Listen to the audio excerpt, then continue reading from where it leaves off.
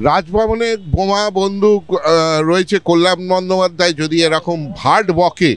উনি অসুস্থ মানুষ, যার জন্য এই কথাগুলো বলতে পারেন। এটা তো করা উচিত নয়, ওনার একটা সাংবিধানিক পদ।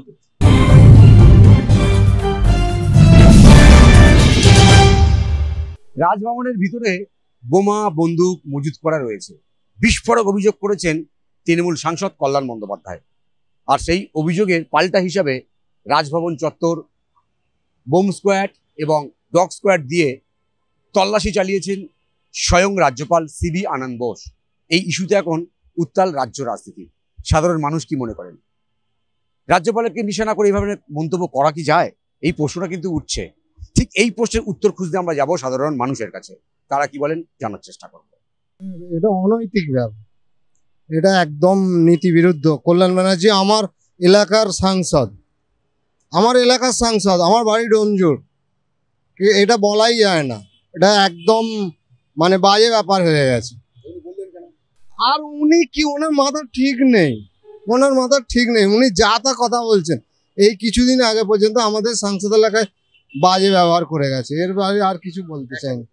রাজভবনে বোমা বন্দুক রয়েছে, কল্যাণ বন্দ্যোপাধ্যায় যদি এরকম ভাট বকে, হ্যাঁ, বা এরকম অসংলগ্ন কথা বলে, এটা কখনো বিশ্বাসযোগ্যতার মধ্যে আমি মনে করি না, বা আমাদের এখানের এই সংস্কৃতির মধ্যে এটা পড়ে না, কখনোই এটা হতে পারে না।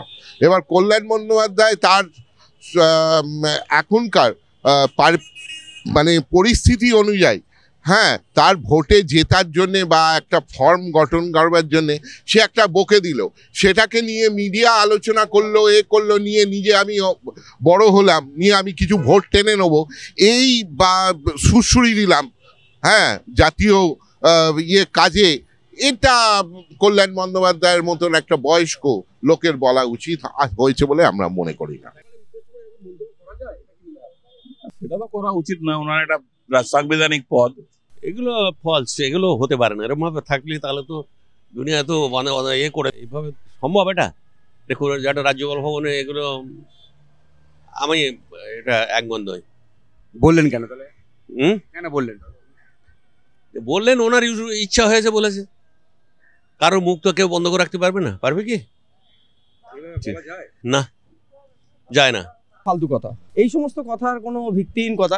কারণ যিনি বলছেন কল্যাণ ব্যানার্জি, আমার মনে হয় না উনি কোনো সুস্থ মস্তিষ্কের মানুষ বলে।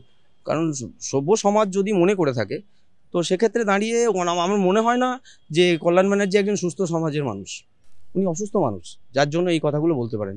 একটা প্রোটোকল বলে জিনিস আছে, বা একটা আইন শৃঙ্খলা বলে ব্যাপার আছে। তো উনি জানলেন কোথা থেকে যে রাজভবনে রাজ্যপাল গুলি বন্দুক নিয়ে বিলি করছেন? তার মানে কি নিশ্চয়ই উনি ছিলেন ওর মধ্যে, তাহলে ওই জন্যই উনি বলতে পেরেছেন, না হলে তো উনি বলতে পারতেন না। আর সেই কারণে কল্যাণ ব্যানার্জির কথায় মানুষ এতটা বেশি প্রাধান্য দেয় না। এটা আমার একটু সন্দেহ আছে, জানি না এটাই তো কথা। এখন বুঝতে পারছি না, কিন্তু আমার তো কালকে তো দেখলাম টিভিতে ব্যাপারটা, কিন্তু এটা নিয়েও একটু সন্দেহ আছে কি ব্যাপার এখন, আমি বলতে পারবো না ঠিক।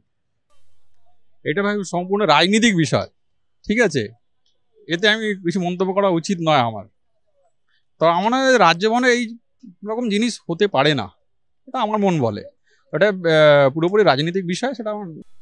রাজ্যপালকে নিশানা করে কল্যাণ বন্দ্যোপাধ্যায়ের এই মন্তব্যকে কার্যত সমর্থন করতে নারাজ বেশিরভাগ সাধারণ মানুষ। তারা বলছেন যে রাজ্যপালকে নিশানা করে এই ধরনের মন্তব্য করা কোনোভাবেই উচিত হয়নি কল্যাণ বন্দ্যোপাধ্যায়ের।